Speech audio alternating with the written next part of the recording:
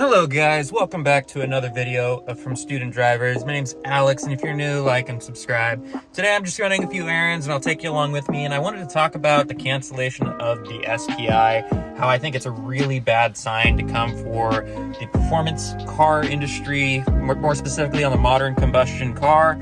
But yeah, we'll get into that more. Let's go ahead and start the car up, the old girl, and then we will get into it, and then you probably hear the new setup on the car, which is the manifold, so stay tuned.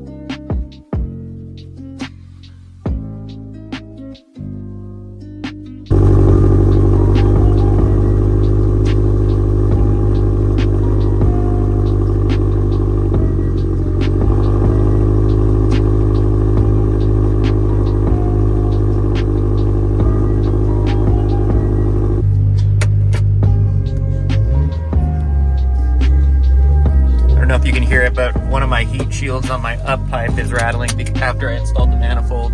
It's very annoying. I just haven't done it yet because I'm planning on putting on the external wastegate, which I have.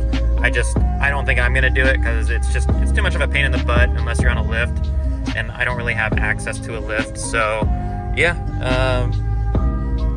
just a fun day in Oregon dealing with this crappy weather. Hey guys, I know I'm late to this hype train, but yeah, I just wanted to talk more about the discontinuation of the STI, what I think it means for any modern combustion motor, any that's a performance car, and what it really means for us. I think it's going to actually seriously impact the car community more than we probably realize, especially for those who love, our modern combustion engines. And just going in a little bit of detail on why I think the decision was made, information I found, and hopefully, we'll still continue to see like cool Japanese or JDM all-wheel drive turbo cars, but I don't think we will anymore. And really, people who have this STI, don't sell them right now, keep them. It's really weird to say, but these cars are now going to be relics, and I don't think we'll see anything like them ever again. So let's get into it. So I originally was looking into it after I wasn't planning on buying an STI originally. After the news had come out, I was really glad I did because, like I said, I don't think the opportunity to buy these cars is going to come very often anymore. So there's a few reasons why I think it happened. First things first, I don't know if anybody has currently experienced this, but the EPA is really cracking down on performance cars. And for instance, like wastegates, for example, are near impossible to find anymore. There's also some information that I don't know the details of it, but I know a few friends at Cobb who said that just don't mess with any of your emission stuff, TGVs, secondary air pump. Just don't do it right now. There's probably something coming down that is going to be hitting everybody really hard, and going to be catching people who do this to the cars.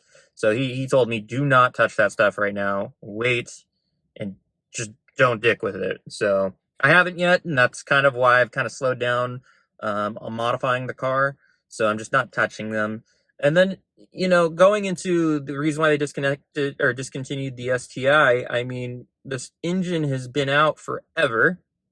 It is not in any way emissions friendly. It actually is like, I have like the purchase sticker on the car, and from like a rating of like 1 to 10 for, environment friendliness, this was like a 1, or like it was the worst rank you could possibly choose.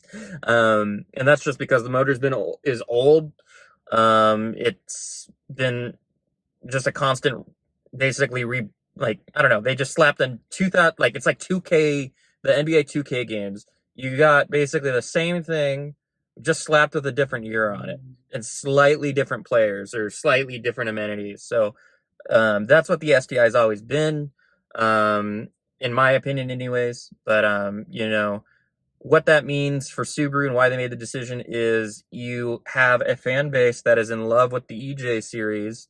And I think they did a test run with the WRX, which is just the dumbest looking Crosstrek I've ever seen. It looks terrible. And I think they try some iterations of some like fuel efficiency combo mixed with the sport car, and they saw how the community felt about it, and everybody hates the car. So now we come to the STI portion of it, where the STI is about to come out, and contrary to how everyone feels about it, the EJ is a beloved motor. If you come out with an STI that doesn't have an EJ, I think people wouldn't have bought the car, and people wouldn't have been happy with it.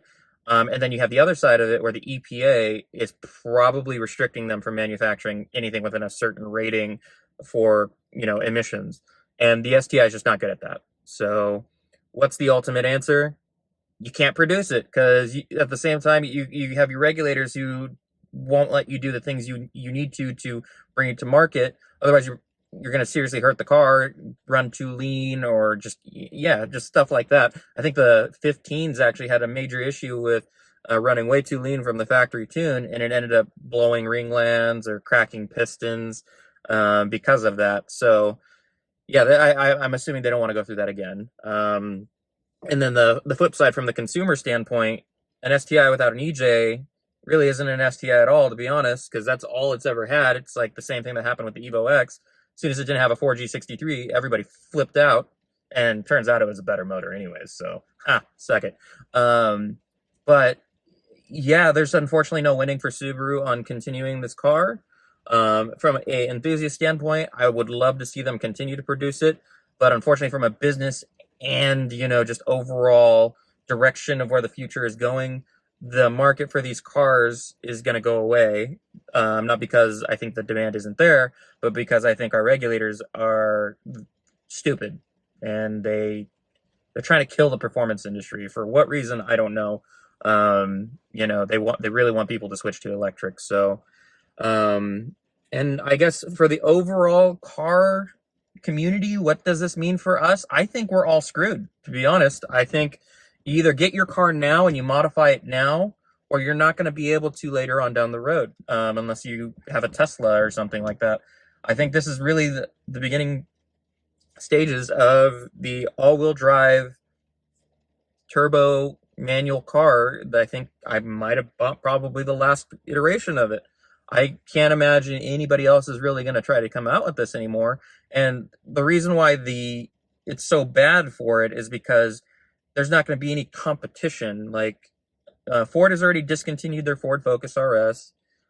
I actually don't think there is a single manual all-wheel drive Japanese car that's turboed that is coming out other than the WRX. And the WRX, nobody wants that. So it's going to cause the market to essentially have no competition because nobody's in it, which means whatever does come out is going to probably be pretty terrible. And it makes me sad. I've owned both the Evo now and the STI, and they're probably the best performance cars for the money, period. There's no competitors other than, and I'm speaking in terms of modern, like they were newer, after the 2000s. I don't really consider the GTR to be in the same class as this car. Just that seems to be kind of like maybe a couple tiers above these. And I'm first talking from a factory standpoint and from, an overall cost standpoint. These were the two of this and the Evo were the best to do it, period. That's why I've owned both of them. They're fantastic cars. Whether you're on the Evo side or the STI side, you got to have that mutual respect that they're both excellent platforms. They're fun. They're more analog than anything else out that's being newly produced. And it's really sad day. I'm pretty upset about them discontinuing the STI because I knew when that was going to happen, when the STI was gone, we were going to lose this market in the car world, and we're not going to see any new iterations of it. So if you have an STI, you have an Evo, as you can already see, the prices are skyrocketing because these are the longest to do it in the fashion that they've done it. And if you have any performance parts for them, I'm imagining it's going to get harder and harder to get a hold of, external wastegates, turbo kits, and everything like that, because if you're not producing something, there's not much incentive for those businesses to continue producing those parts. So yeah, what am I gonna do? I'm gonna honestly keep this car as long as I can, assuming, good health, good, and we're in good shape economically to keep it. I think if gas hits $10 a gallon, at that point I'll probably say sayonara. I'm not paying over $100 to fill up in gas that lasts 2 weeks. Just doesn't make sense. So, I mean, but yeah, in terms of cars and things that I've owned, the STI has been an absolute pleasure. I absolutely adore this car. And I know there was people upset that I got rid of my Evo to get it. I love it. I really do. And don't get me wrong, my Evo is always going to be my baby. I'm still gonna get to see it all the time. Like next time, the new owner actually brings it up to English Racing, the car will be making 4 figures in power, and I get to keep it for like a little bit, and he's gonna let me drive it around and do a video with it. So it is evolving into something way more than I could have ever done with it.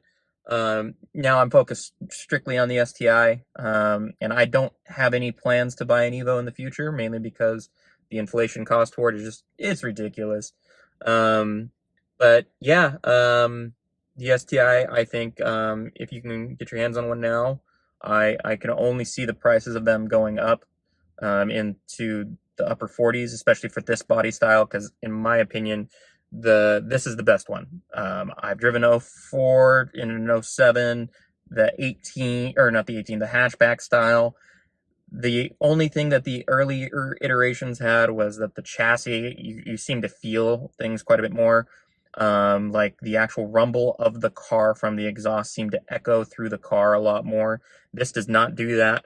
This is a better handling car, in my opinion. It is a much more refined car. There's not a single creak or squeak in the car from like door panels or anything. The seats are incredibly comfortable. The 6-speed is obviously the best 6-speed on the market. And again, yeah, it's just sad we won't be seeing a new version of it. So that's my little rant about the whole discontinuation of the STI and kind of what I think it means for the car community. I think, unfortunately, it's just a sign that it's going to be going away sooner and sooner, and we're getting closer and closer to that because we have regulators that just don't care about us. They actually would rather see us gone. So, if you're new to the channel and like to see STI content, Evo content, or just car content in general, like, subscribe, join the student driver fam.